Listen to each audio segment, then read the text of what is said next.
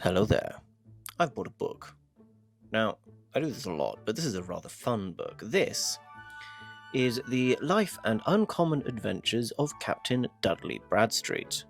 Now, that name may ring a bell from previous videos, as Captain Dudley Bradstreet is the self-proclaimed inventor of the gin vending system known as Puss and Mew, which basically meant that he locked himself in a house and distributed gin via a little hatch in the shape of a cat.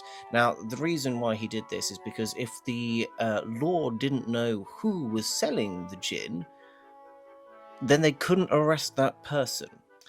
Which kind of makes sense in a very roundabout 18th century way. This book goes on to talk about a lot of his other weird activities that he did, most of which are probably lies, but quite entertaining lies nevertheless.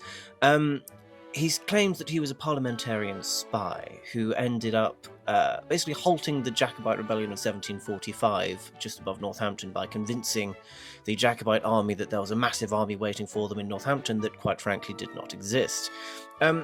He also went on to do the usual conman stuff of pretending he could converse with the dead, having an elixir of eternal youth, and various other different random things. He also went on to become a brewer twice. The first time the brewery shut down because obviously he wasn't very used to honest business. The second time it did succeed though, and this is when he wrote this book. But what I really want to talk about is the editor's note, which I will now read you.